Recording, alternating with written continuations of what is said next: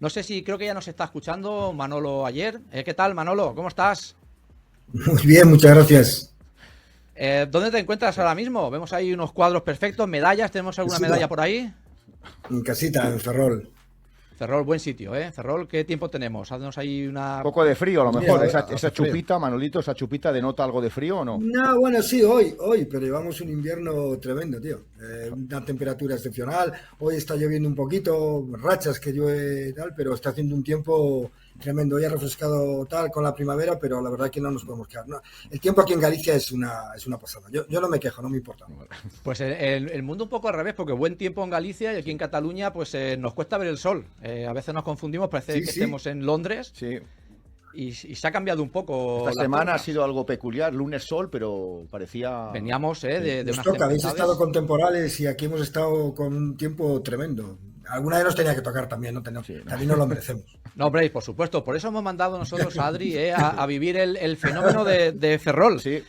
Cuéntanos un poco, ya que llevas, pues te iba a decir casi una vida ya en Ferrol, cuéntanos cómo se está viviendo allí este fenómeno Baxi, ¿no? Todo esto que está pasando en las últimas semanas, tú que estás ahí de primera mano, cuéntanos cómo lo estás viviendo. Pues disfrutando muchísimo, primero porque tenemos amigos, Lino ha sido compañero mío, tenemos muy buena relación, la gente del club, y entonces lo disfrutamos mucho porque hemos vuelto a ver la Malata llena otra vez, porque esta es una ciudad de baloncesto tremenda, el baloncesto tiene un arraigo importante, y bueno, a falta de un equipo masculino, pues tenemos el equipo del Basi que lo está haciendo muy bien, que ya no es tampoco... No es la primera vez, él ha estado en semifinales de la Copa de la Liga Femenina, ha estado en Copas de la Reina, es decir, que bueno, nos tiene acostumbrados con algún traspié algún año, pero disfrutándolo mucho porque además están jugando de maravilla. Sí, como dices, allí tenemos a un gran amigo de la casa, Lino López, que ha pasado por aquí unas cuantas veces y que nos alegramos que las cosas le vayan fenomenal y qué pena que no hayan podido alzarse con el título. Y yo quería que me contaras cuánta culpa tiene Lino López de todo este fenómeno que se ha desatado en Ferrol últimamente. Mucha porque es el que lleva muchísimo tiempo en el club, es el principal, yo creo que es el líder. El otro día me preguntaban una líder del equipo, yo creo que el líder del equipo es Lino, y Lino ya como jugador era lo más listo que había en un campo de baloncesto, y ahora como entrenador pues lo mismo. Además sus equipos juegan bien, juegan divertido, y como te digo, es un equipo que aquí en Ferrol, no solamente por el tema de la Eurocup femenina, que sí, que es como un tremendo, pero si no, lleva mucho tiempo haciéndolo bien y haciendo disfrutar y que muchas niñas jueguen al básquet. ¿Y tú crees, Manolo, que ahora con este boom que ha habido, tú que dices que Ferrol es un sitio de baloncesto puro y duro, con la Malata lleno, se puede aprovechar para volver a tener ese tirón que tuvo en su momento? Es que creo que no hay que buscar el tirón. Yo creo que el hogar en su momento trascendió bastante más a la ciudad, sino a Galicia, a España. Era de los primeros equipos junto con Caja de Ronda que aparecían en los extremos del país, y que competían con Madrid, Barcelona, Juventud y todos estos monstruos. Y yo creo que ahora son otros tiempos. Aquí, como te digo, el baloncesto no solamente es el hogar, aquí ya se jugó la Copa del Generalísimo, con Bazán, tal, y muchísima gente de baloncesto. Yo creo que lo que hay que hacer es seguir continuando y seguir disfrutando del equipo del Baxi, que lo está haciendo muy bien. Y si esto anima a que haya un equipo masculino en X tiempo, pues fenomenal. Pero el baloncesto no va a dejar de ser importante en esta ciudad, incluso cuando el equipo del Baxi no esté bien o el hogar no esté. Es decir, yo creo que hay que seguir disfrutándolo y nada más. No hay que darle más vueltas. El baloncesto del hogar fue mi vida. Yo me vine para Ferrol exclusivamente a jugar al baloncesto con 15 años, cuando nadie en ese momento, era muy difícil que un niño de 15 años no fuera a un Madrid, a un Barça, a un equipo como Ferrol, que estábamos en primera B además, que no era ni primera división. Y es mi vida y es mi historia, y yo me crié aquí, es decir, pero ya está. Yo creo que ahora que hay que disfrutar del Baxi, que tiene sus connotaciones y que nos hace recordar ciertas cosas. Cuando en la Malata había 6.000 personas y aquello era una auténtica bomba. Cuando Lino se ha enterado que venías a visitarnos esta tarde, nos ha mandado un mensaje y nos ha comentado algo de un Excel que compartís y que tenéis en común. Yo no sé si nos puedes comentar algo, porque no nos ha querido dar detalles. Top secret, ¿eh? Exacto. Simplemente nos ha dicho, no, yo no os voy a contar nada. Que sea Manolo Ayer el que os cuente y os hable de este Excel. Me interesa ese. Sí. Desde hace mucho tiempo, desde hace ya mucho tiempo, yo creo que antes de irse a la avenida, tenemos muy buena relación, y cada X tiempo tomamos café, y cuando él quiere Cuando las cosas, yo soy más de llamar cuando las cosas no ganas, cuando tal que cuando ganas, y entonces pues hablamos y le echo una mano y tenemos un Excel con estadísticas y con cosas, y si él necesita cualquier cosa que yo pueda ayudarle sin ser un especialista ni conocer la liga femenina, pues lo hago porque somos buenos amigos. Y entonces, bueno, pues cada X tiempo vamos hablando, y si él necesita algo, pues lo tiene por amistad, no por nada más.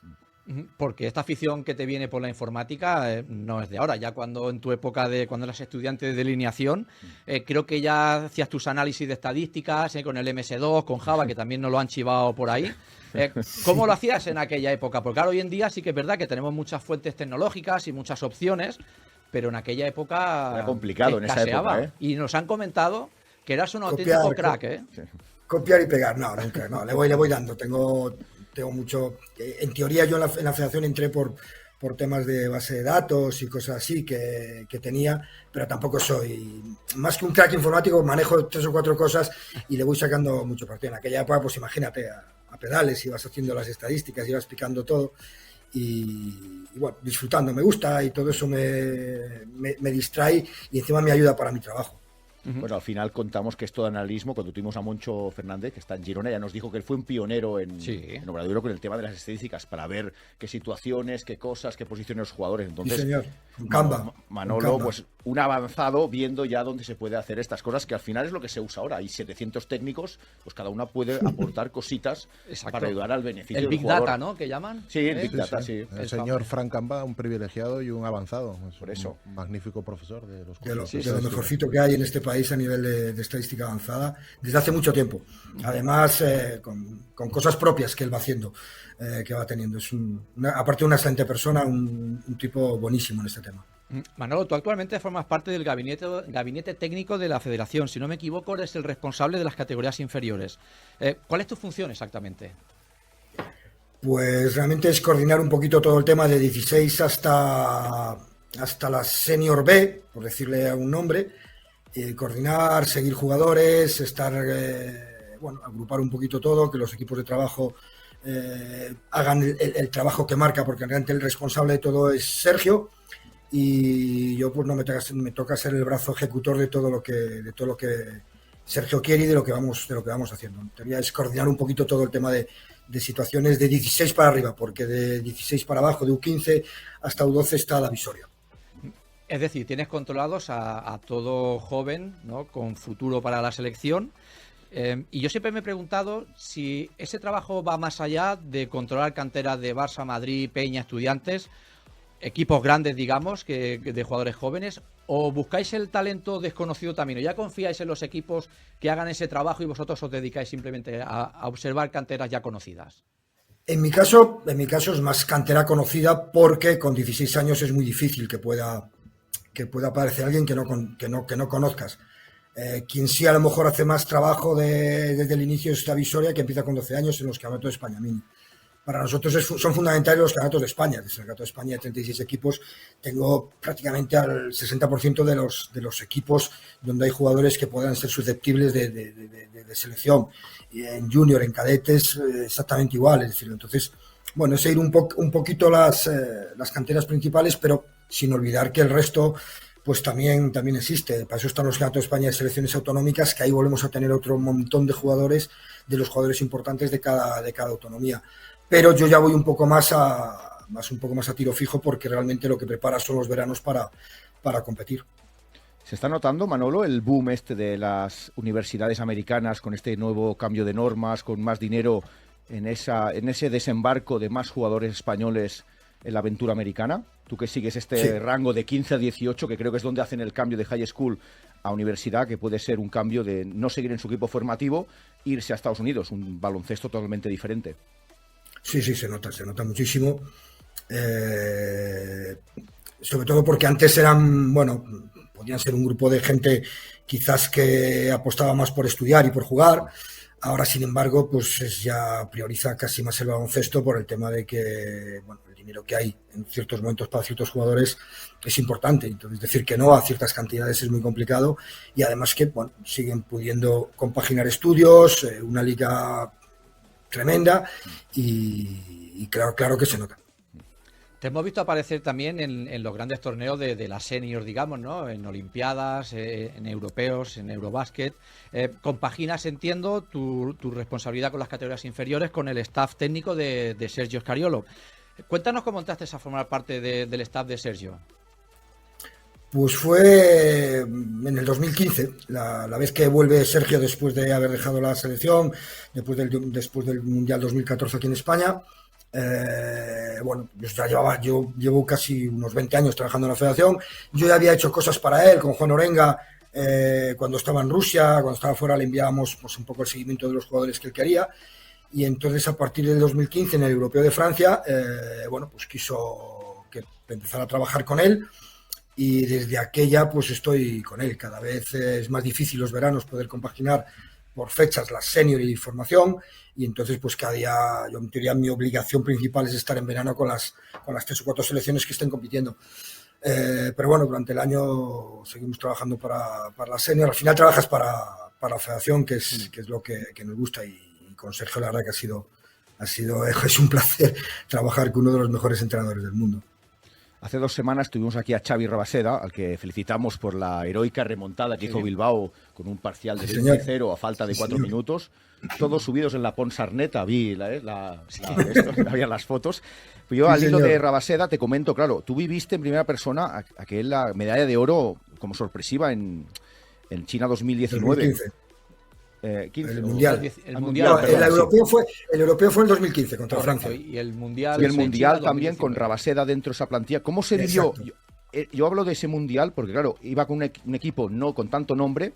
¿Cómo se gestó esa evolución para llegar a esa meritoria medalla de oro con un equipo con no tanto nombre, pero sí con más jugadores, más juego en equipo y más jugador tipo B, no tan destacado como es el caso de Rabaseda?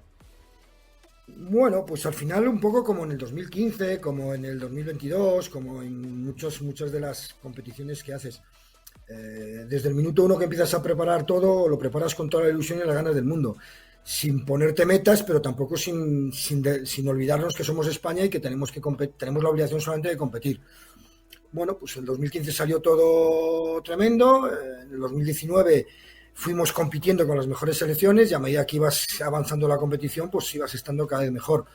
Cierto es que también con jugadores como Marc Gasol, como Ricky, como Rudy, etcétera, pues todo es mucho más sencillo, pero realmente es como el europeo ahora, sabiendo que tienes ciertas dificultades de ciertas cosas, lo vamos a preparar con toda la ilusión y las ganas del mundo y afrontar pues un poco como dice nuestro amigo el Cholo, partido a partido, día a día, y trabajando con toda la ilusión del mundo y sabiendo que las cosas son complicadas y haciéndolo con todas las ganas.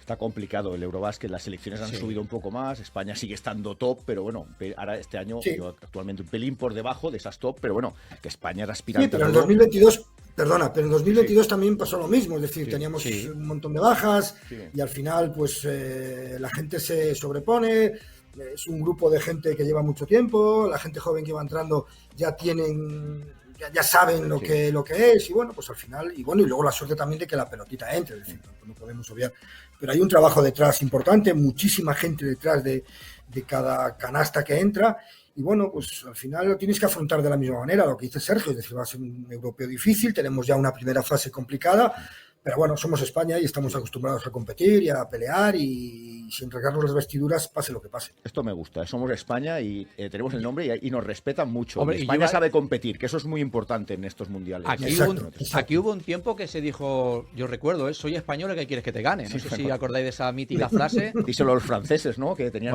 un equipazo. Los franceses no han tenido mala suerte. Tony Parker siempre lo ha dicho. Como estamos hablando de vintage, nosotros somos la Yugoslavia de nuestra época, donde querías ganarle a toda costa. Sí. Exacto, y que nunca le ganábamos, ¿eh? Manolo nos costaba mucho, ¿eh? Entonces, bueno, pero eso pasa igual en formación, ¿eh? Tú te vas a jugar un partido amistoso contra la selección X, que está en el grupo, que está en la división C, y salen a jugar contra España y saben que somos lo que somos, y eso nos lo hemos ganado no ahora, sino desde hace muchísimo tiempo, desde antes de la medalla de Los Ángeles, es decir, todo es un proceso de muchas horas de trabajo de mucha gente y bueno, y también, y sin olvidarnos de que los clubs En este país trabajan muy bien y hay muy buenos entrenadores, entonces todo eso hace que al final nosotros, molestando poquito, seamos capaces de competir. No, hombre, hay mucho mérito, tantos años ahí encima, que lo difícil, como se dice, no es llegar, es mantenerse. Sí. Y España Totalmente lleva, de acuerdo. como has dicho tú, 40 años o 50 años ahí, en la élite. Pues hay algún desconocido, es decir, algún extraterrestre que acaba de llegar y no conoce a Manolo. Manolo también fue jugador de baloncesto, un destacado jugador de baloncesto. Respetado, Muy gran respetado. trayectoria y casi one man club, que eso ya es imposible de Eso es tenerlo. imposible, pero hay que recordar que antes de Ferrol, como él ha comentado, empezó a jugar en Ponferrada. Yo quería que nos comentes cómo fueron aquellos inicios en aquellas pistas horribles de cemento, en la escuela sindical al aire libre. ¿Cómo fueron tus inicios, que seguro que no fueron nada fácil? No, bueno, fueron sencillos. El sábado tuvimos un partido de viejas glorias de aquella época. No, pues muy sencillo. Vivía en un barrio donde no se jugaba al baloncesto, solo se jugaba al fútbol. Yo jugaba al fútbol tarde, mañana y noche, algo al balonmano en el colegio donde estudiaba, EGD. Y bueno, pues mi padre nos cambiamos de barrio, nos fuimos a un sitio donde solo se jugaba al baloncesto, en el colegio solo se jugaba al baloncesto, en un parque enorme que había, solo había canastas de baloncesto. Yo era un poquito más largo de lo normal y el profe de gimnasia dijo: tú a jugar al baloncesto que eres grande. Pues desde el año 74, 73 jugando al baloncesto. Tú fuiste un jugador que se dan de vez en cuando algunos casos, que vienes de fuera de una ciudad, no voy a decir desconocida, bastante cercana, pero que no es la tuya, y que se adapta a la perfección. ¿Qué recuerdo tienes de un equipo de tanta gente de casa, como por ejemplo teníamos al capitán Loureiro? Un equipo que era tan cercano que incluso se comenta que iba a muchos colegios, ¿verdad? Y que los dejabais ver mucho por la ciudad. Eso ahora hoy en día es imposible. ¿Qué recuerdo tienes de aquella época? Nosotros, es lo que te decía antes, el OAR trascendió más allá de lo que es una cancha de baloncesto. Es decir, el OAR no ganó ninguna Copa del Rey, ninguna tal, partido por Copa Cora, partido Copa del Rey, jugamos playoff por ascenso, pero lo que es ganar títulos no ganamos, pero trascendió mucho más porque yo no ha habido colegio que no haya visitado como jugador del OAR. No yo, sino todos los jugadores del OAR, Aniset, Michael Slater, en paz descanse, los que han sido mis padres y hermanos, Miguel Loureiro, Manolo Saldaña, toda esta gente era obligado a visitar los clubs, y nosotros hemos jugado estando en ACB. Yo siendo internacional, he jugado en un campo al descubierto, en un colegio, porque había que jugar, porque el presidente Juan Fernández quería que jugáramos en ese colegio, porque sí, era un colegio de la costa donde no iban a haber un equipo de primera división de ACB y había que jugar. Y allí jugamos un partido y no podía salir y decir no hago tal, porque no, éramos el OAR y trascendía todo eso. Por eso la importancia del OAR, y por eso se recuerda tanto al OAR, por lo que representaba, no por lo que ganamos. Hace poco también tuvimos a Nicet aquí en el programa, otro amigo de la casa, muy bien afincado en Málaga, sí, luciendo esos músculos. Y nos decía la fuerza esa de ese vestuario tan unido, que hacíais todo juntos, además de ir a colegios de niños de la ciudad y todo.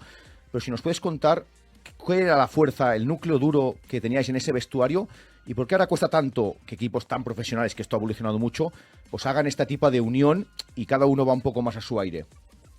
Bueno, porque en ese momento era mucho más sencillo que los jugadores no nos moviéramos tanto de los clubes. Es decir, en el Brogan tenías a Manuel Sánchez, en Zaragoza tenías a los hermanos Arceaga, en Badalona tenías a Jordi Villacampa, a Rafa Jofresa y a José Montero, aunque luego se va al Barça. Bueno, en Málaga lo mismo. Es decir, tenías muchos sitios donde los jugadores estábamos ahí mucho tiempo y eras un poco la referencia del club. Ahora es imposible por infinidad de razones. Pero era mucho más sencillo y mucho más normal. Nosotros los domingos después de jugar estuvimos mucho tiempo, no sé cuánto, donde íbamos a casa de Miguel Loureiro, que era el capitán, que tenía una casa al lado, una finca tal, donde íbamos a estar ahí tranquilamente, comíamos, tal. Ya no era una fiesta, no, que era lo habitual después de jugar, sentarnos allí, y allí pues hablábamos, discutíamos, llorábamos y nos reíamos. Entonces era todo mucho más sencillo. Yo me crié con todo eso. Había gente como José Luis Torrado Obrujo, en paz descanse, Rogelio Bermúdez, que eran los preparadores físicos, los fisios, que también, es decir, era todo, bueno, una familia, realmente lo que es una familia. Es decir, yo de jovencito, cuando me vine por aquí, no estaba con mis padres, pero tenía 7, 8 padres en el club. Claro. Miguel Oureiro, Manuel Saldaña, Juan Fernández, directivos, no me dejaban ni moverme, estaba más vigilado que que gran hermano. Era de una forma natural, claro. Yo cuando salía de clase, cuando me daba las notas, ya no se las enseñaba solo a mis padres, se las enseñaba al presidente, al vicepresidente, al entrenador, a Figueroa, al preparador físico. Es que estaba... Entonces, claro, era natural, no podía. Entonces todo eso se va transmitiendo. Hubo una época también, contando batallas, que siendo, en el club en el equipo había gente que estaba casada y éramos unos cuantos que éramos solteros, y José Luis Torrado Brucho, que era el prepa y el fisio, todos los sábados, jugábamos los domingos por la mañana, todos los sábados hacía una cena en su casa que era la cena de los solteros. Claro, con la coña de los solteros, lo que hacía que los solteros no pudiéramos salir por la noche, porque estábamos con él ahí tranquilamente echando unas risas. Yo era el pinche de cocina, además, y a mí no me gusta cocinar nada, pero me obligaba porque era el jovencito, era el junior. Entonces, ese tipo de cosas son cosas que se van haciendo poco a poco y que van teniendo que crean su semilla y que luego lo vas transmitiendo sin darte cuenta pues a otros, pues el caso de Lino cuando entra en el equipo, el caso de Esmorís cuando entraban en el equipo, o Miguel Piñeiro cuando entra en el equipo. Es decir, que todo eso es parte de un proceso gracias a la gente que dirigía y que mantenía este club. No quiero ni pensar el día de su cumpleaños, con tantos padres y de esto, la casa llena de regalos, ¿eh? Porque, sí, o de cachetes. Bueno, para lo bueno y para lo malo, o sea, cuando te portabas en una cosa...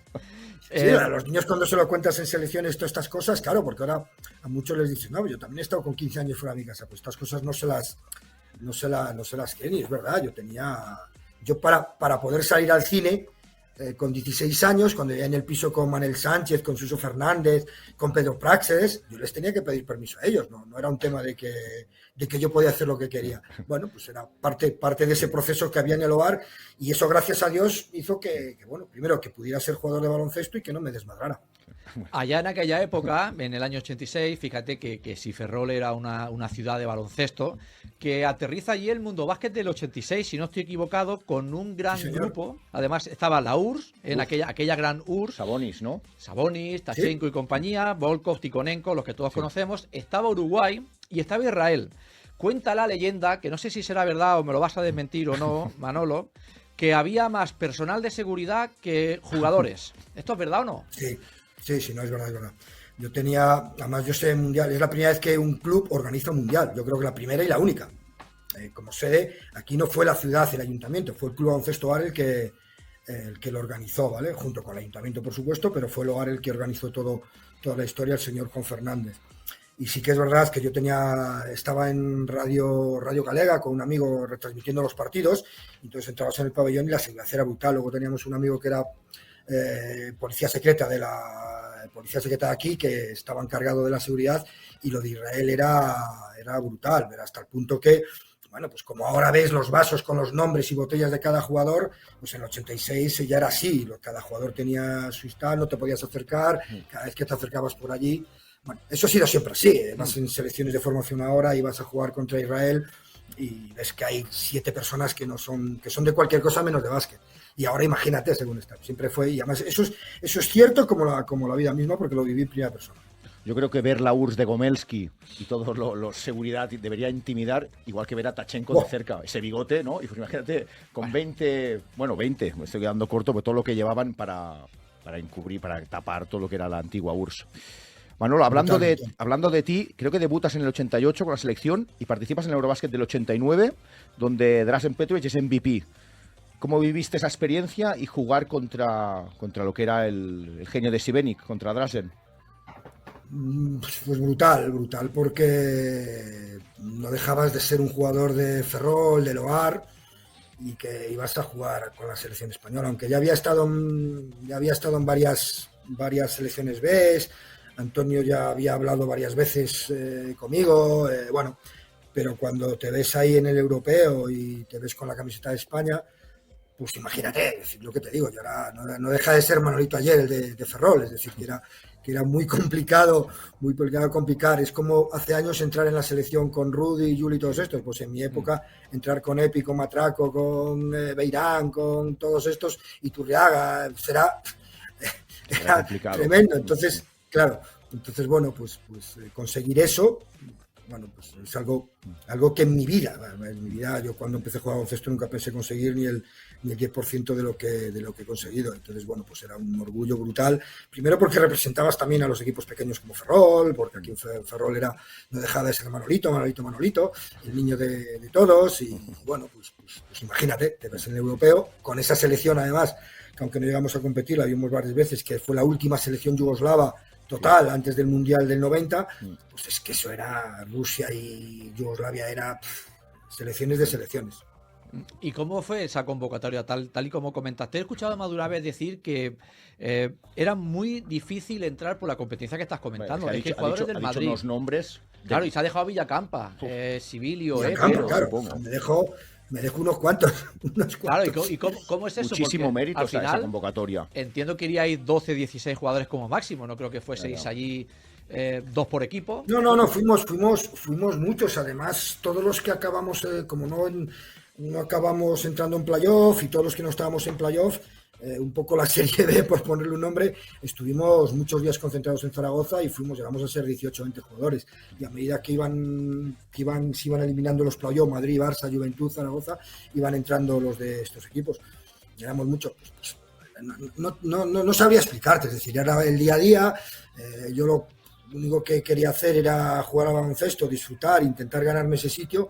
Para mí ya era un premio estar entre los 16, pues estar entre los 12 fue toda una alegría y una ilusión. Cierto que Antonio hablaba bastante con nosotros, o por lo menos conmigo, ya tenía bastantes referencias, había durante el año, los 2 últimos anteriores, pues cada vez que venía un partido a Ferrol, iba a tal sitio, me comentaba, y la verdad que fue una satisfacción brutal y un orgullo vestir la camiseta, porque no es fácil, ni ahora, ni antes, ni nunca. Estar en la selección española de baloncesto es un puñetero premio, y algo que yo no pensaba, porque aún el otro día lo conté. Os voy a contar una batallita si me dejáis. Sí, claro, tú no te cortes. Sobre todo batallitas. Exacto. El otro día en Ponferrada, hablando con unos amigos, cuando salgo de Ponferrada, pues claro, yo era un tirillas ahí, un niño, además en Ponferrada era Carballo, no era ni ayer. Vale. Pues nada, salgo para allá, entonces estoy aquí un par de años jugando, ya empiezo a ser un jugador importante en Galicia, pues, que el máximo anotador gallego, todas estas historias que sabéis. Pero mi último año junior, con 19 años, que era un año más, yo pillé un año más de junior, jugamos el campeonato gallego en Orense, y bueno, yo venía de ser máximo anotador, todos estos rollos, y de repente estoy en el túnel de vestuarios con todos mis trofeos y tal, y me viene un club de Galicia y me dice si quería jugar el año que viene con ellos, ¿vale? Esto recién acabado el torneo. Y yo le digo, mira, no sé, a mí lo que digan en Ferrol, lo que diga Juan Fernández, yo creo que ya estaba Figueroa todavía, lo que da Figueroa, son los que mandan sobre mí, pero yo, hasta que no haga la mili, no me muevo de Ferrol. Mi objetivo era quedarme en Ferrol hasta los 20 años para hacer la mili. No era para jugar al baloncesto. Para tenerla cerca de casa. Eso es claro, buen truco. Buen truco. Sí. Claro, aquí Juan Fernández, que era militar, que era capitán de avión, te regalaba la mili, a Fede Ramiro, a Pedro Praxedes, mucha gente. Bueno, pues mi único objetivo, lo digo de verdad, yo os lo prometo por lo más sagrado, era estar hasta los 20 años en Ferrol, en el hogar, jugando al básquet, pero sobre todo con el objetivo de hacer la mili. Y de aquello yo ya con 19 años ya jugaba en primera división, lo que es lo ACB ahora. Es decir, que no es que estaba en el junior, ¿no? Sí.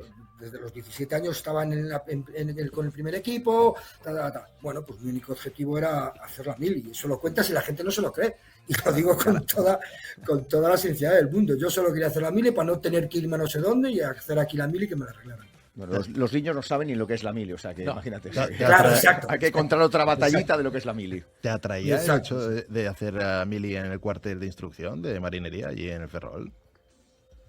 ¿Perdón? Si te atraía el hecho de poder hacer la mili ahí en el cuartel.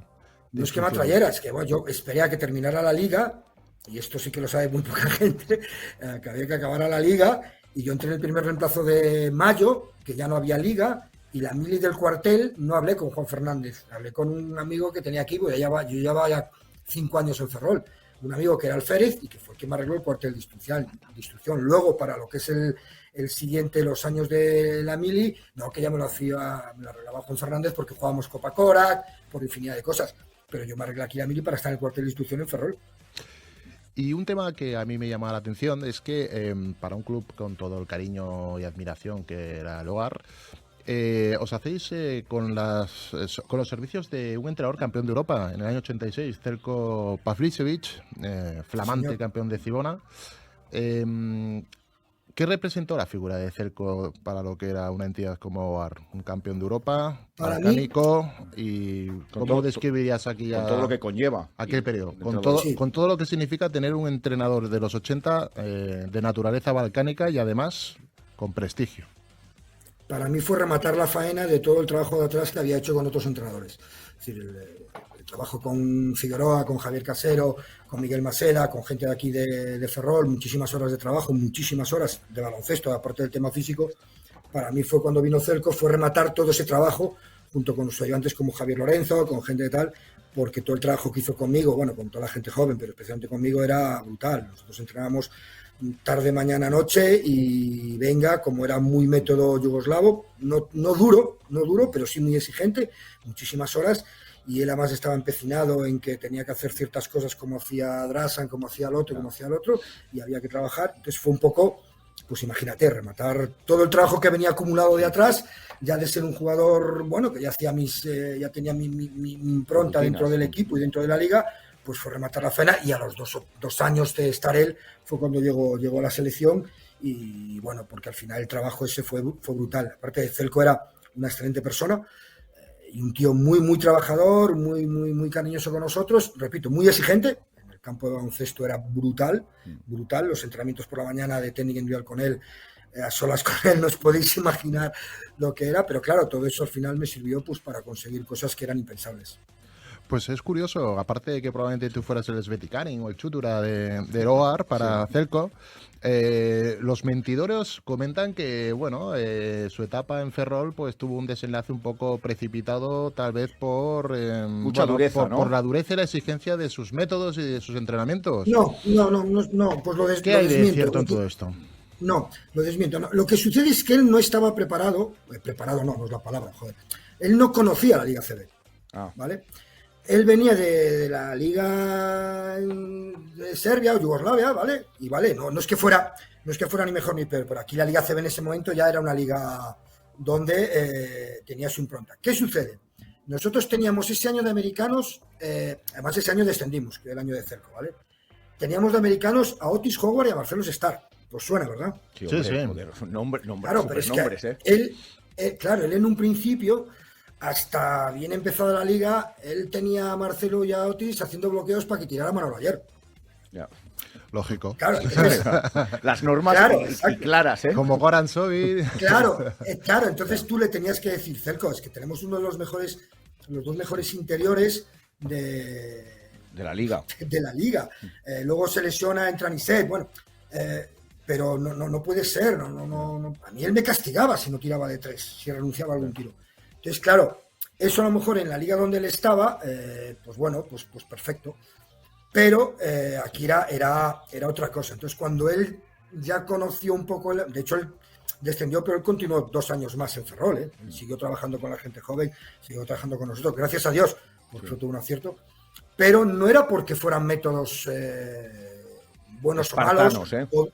No, que va, claro. ¿Qué sucede? Bueno, jugábamos muy libre, muy en plan como jugaba la Cibona, tomando muchas decisiones en función de, y aquí, bueno, pues un americano como Otis o como Marcelo, imagínate, además estás hablando de 2 jugadorazos y 2 excelentes personas, que además ellos asumían ese rol y éramos nosotros los que, yo hablaba muchas veces con Zeljko y le decía, no, es que no podemos tener a Marcelo ahí simplemente para poner blaqueos, o a Otis porque no, ¿no? Y entonces, bueno, pues, pero repito, de verdad, lo digo de verdad, no es por ni hablar bien ni hablar mal de él, es porque era así, y cuando llegó el momento teníamos muy poquita, estábamos muy abajo en la clasificación, y bueno, al final nos fuimos a la famosa primera besta de 24 equipos. Y ese trabajo lleva su fruto también. En el año 88-89 logras tus mejores estadísticas si eres nominado a Gigante Nacional por la revista Gigantes del Básquet, delante de Epi, de Virucó, de Villacampa, de los nombres que hemos mencionado antes. ¿Qué sintiste al recibir este reconocimiento y qué recuerdas de aquella temporada?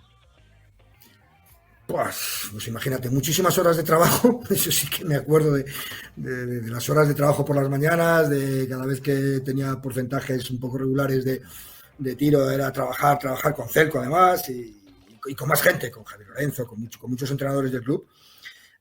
Muchas horas de la mañana, el otro día hace poco encontramos a la gente del pabellón y la cantidad de veces que me ponían las canastas para que yo pudiera tirar, bueno, todas estas batallas, pero fue un año tremendo porque sí que es verdad que, te repito lo de antes, yo no pensaba nunca estar entre los máximos anotadores ni mejores jugadores, yo quería jugar al baloncesto, cada día quería ser mejor, con mi físico tenía que ser una auténtica lima, porque si no, no llegaría, y fueron cosas que se fueron consiguiendo a base de mucho trabajo mío y de mucha gente detrás, y que luego el baloncesto tuvo tal boom, y aquí en Ferrol, pues era lo que era, no había nada más que 2 americanos, los nacionales teníamos era una importancia brutal la que teníamos, y bueno, pues salió todo bien gracias al trabajo de muchísima gente, no solamente de Celco, sino con Rogelio Bermúdez, que era mi preparador físico, para descanse también, pues la cantidad de horas que tengo de monte y de playa y de pistas son brutales, entonces eso hace que al final llegues a sitios donde nunca pensabas en llegar. A mí compararme con los nombres que dices, hay muchos que todavía cuando habláis y me decís Epi, Villacampa y todos estos, y dices que estaba a su altura, me parece, me pone los pelos de punta todavía después de 30 años, imagínate. Eso es real, Sí, selección española y mejor jugador, o sea que eso son realidades. El dato dice que Manolo ayer ganó el primer premio Gigantes Nacional en el 89 y luego lo ganó Epi 2 años, pero primero fue Manolo. Él abrió la puerta a Epi, vamos a dejar claro. Es muy modesto. Manolito abrió la puerta a Epi. Es muy modesto. Muy modesto, pero... Es la realidad. No, de verdad, no. Era una es un referencia tema de su equipo, ¿eh? Es un tema de que estás hablando de un personaje como Epi, que es de los mejores de la historia del baloncesto europeo, no de España. No, de hecho fue el mejor jugador europeo de la década de los 90, creo. Estás hablando de Epi como estamos hablando de Juan Carlos Navarro. Sí, exacto. Cada uno en su momento, Fernando Martín, Juanito Corbalán, estás hablando de gente a la que admirabas y que te competías con ellos, y que además llega un momento que podías, bueno, pues encontrarte con ellos en una selección, y lo que estamos haciendo ahora, bueno, pues eso, para un niño de Ponferrada, de Ferrol, pues era brutal. Pues imagínate, ha salido el nombre de Anicet Labodrama, ya lo hemos puesto encima de la mesa. Yo me quería... Es mi hermano africano. Sí. Es mi hermano africano. Sí, señor, y gran amigo de la casa, padrino de Campo Atrás, ya ha venido varias veces por aquí. Yo quería que me destacaras cómo era de compañero en el equipo, cómo era en la pista, y no sé, que me cuentas alguna anécdota de Anicet. No vale, yo con Anicet somos como si fuéramos hermanos. Es decir, tuvimos muchos años juntos, vivimos juntos, tuvimos negocios juntos, tenemos negocios juntos.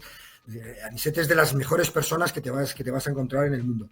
Una excelente persona, un animal físicamente, era un portento, que si lo hubiera dedicado, y esto se lo digo a él muchas veces, si se hubiera dedicado un poquito más a no trabajar tanto en físico y trabajar un poco más en baloncesto, porque él pasaba como Los Ángeles. Lo que pasa es que le gustaba más el gimnasio que la cancha de baloncesto. Y bueno, la verdad que en esos momentos también ver los duelos de Fernando Martín en Para Descanse o Alvin Norris con Anicet era brutal. Y de hecho, hablando con Fernando Romay, de los interiores que más temían era enfrentarse a Anicet, porque te ponía la mano en la espalda y no te movías. Pues Anicet es de los que te da la mano y te carga el móvil, ¿eh? Sí, a mí me lo cargo, ¿eh? Te carga el móvil. Y ahora ya estamos muy mayores, pero en su momento cuando vino es que era una barbaridad. No os lo podéis imaginar, una barbaridad. Hemos intentado todo lo que tiene de grande. Todo lo que tiene grande lo tiene de buena persona. Y de buen corazón, eso es cierto, y lo vamos a comprobar porque lo hemos intentado traer, pero no nos entra por la puerta. Pero sí que ha querido darte una sorpresa a Anicet. Anicet sabe que tú estás aquí ahora y probablemente nos esté escuchando. Seguro. Mira lo que te va a decir Anicet. Don Manuel, buenos días. Aquí estoy en Málaga y está lloviendo. Así que pues como no quiero hacer campo atrás, pues nada, te mando un pequeño mensaje para que les digas a los de campo atrás si el high post, low post es la mejor estrategia, o crees que Moncho Monsalve o José Antonio Figueroa o Javier Casero, ¿quién es el mejor estratega para ti? ¿Vale? Tú sabes que has ganado muchas cosas con los tres, pero como tú eras uno de los líderes, sobre todo a nivel carácter, pues quién de los 3 entrenadores sacó el máximo partido de ti y con el cual tú estabas mucho más de acuerdo. Así que aquí estoy, en Málaga está lloviendo, como estás en Ferrol. Pensamos todos que era un día adecuado para mandarte un fuerte abrazo y le dices a los de campo atrás si prefieres cenar o comer en el Sexto Pino o en el Ochantar, ¿vale? ¿Y qué quieres comer? Nada, Mongo, te quiero mucho, un fuerte abrazo y pórtate bien con esa gente, que es buena gente. Pues no podía faltar a la cita. Sí. Tú mismo, Es un Manolo. crack, es un crack. Es un crack, es una excelente persona y es de la familia, no es compañero, es de la familia. Es como lo digo muchas veces, lo digo en plan broma, pero de verdad es mi hermano africano, yo le meto mucha caña con África, con esto, siempre le metía muchísima caña y es una excelente persona y un excelente compañero con el que tengo una relación excepcional y con el que doy gracias de poder haber convivido. Con él y con otros muchos más. Lo que pasa es que los dos somos de la misma quinta, cogimos un poco todo el boom aquí. Él cuando llegó a Ferrol, pues en el campo, imagínate, había 3.000, 4.000 personas y después de 2 semanas con él y con Ed Davis había 6.000 personas porque era jugar por encima del aro, no, lo siguiente. Y entonces pues es una excelente persona y un excelente jugador que tuvo también la mala fortuna de una rodilla no permitirle realizar su sueño que era jugar en la NBA. Ahora que ya hemos roto un poco el hielo contigo, Manolo, vienen las preguntas picantillas del programa que nos hace el público, ¿eh? Aquí nosotros no somos responsables, Vamos. las hemos filtrado. Cuando han sabido que venía, han salido mucha gente escribiendo con muchas anécdotas. Muchas anécdotas. Pues venga. Por ejemplo, Antonio Vega, desde el sitio de Mi Recreo, nos pregunta qué sentiste cuando Nacha Pop le dedicó una canción a tu novia titulada La chica de ayer. Broma fácil, ¿eh? Broma fácil pensando en llegar, ¿eh? Sí. Bueno, pues mira, si hubiera sido verdad no hubiera estado mal, porque además era ayer muy repetido, con lo cual imagínate. Nacho Vidal nos pregunta si esto del potro del Bierzo te lo llaman por tu anatomía o por tu potencia de salto, ese tren inferior. Bueno, por el carácter, por la mala leche que tenía jugando y que tengo. Fernando Agras nos pregunta de dónde viene el apodo de Mongo. Sí, que Anicet lo ha dicho. Sí, también. Anicet lo ha dicho. Sí, exacto, es verdad. La verdad que muchas veces la gente me dice, ¿cómo quieres que te llamen? Digo, mira, yo cuando salgo, lo decía antes, en Ponferrada soy Manuel Ángel, en mi casa, mis padres, mi madre. En el colegio, en el equipo era Carballo, porque ayer no sonaba bien. Me vengo a Ferrol y un entrenador mi primer entrenador me pone Manolo. A partir de Manolo me pone Manolito. Pues ya soy Manolito ayer. Y hubo un americano, no sé si os acordáis, un canadiense que se llamaba Rick Hanger, que estuvo después de Lars Hansen. Y pues para decir Manolito, decía Mongolito. Así, pero así de claro. Y entonces llegó un momento que todos los del equipo, pues imagínate, Manolo Saldaña, Miguel Obreiro, pues para abreviar era Mongo. Y toda la gente muy cercana, pues me llama Mongo. En mi casa mucha de mi mujer me dice Mongo. Anicet, no soy Manolo, ni Manolito, ni Manuel, ni ayer, soy Mongo.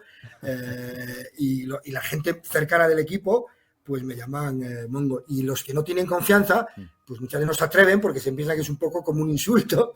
Y yo digo, no, hija, a mí me da igual cómo me llames, el caso es que nos llamemos. Y de ahí viene lo de Mongo, porque Manolito valía Mongolito, y así se quedó. Él era Rick Hanger, y yo creo que también Steve Stielper también era otro. Todo se lo deben al canadiense, a esa pronunciación graciosa. Pues mucha gente nos lo ha preguntado, ¿de dónde viene lo de Mongo? Bueno, pues nada, es duda resuelta. Y Raúl Pérez, desde Sevilla, nos pregunta sobre aquella rivalidad Oar-Breogán y los piques con Manel Sánchez. Bueno, eso era... Yo ahora voy mucho a Lugo, porque tengo muy buenos amigos en el club, empezando por Tito Díaz. Ángel Sevilla fue el que me trajo de Ponferrada a Ferrol, jugando aquí, y él vive en Lugo y jugó en Lugo.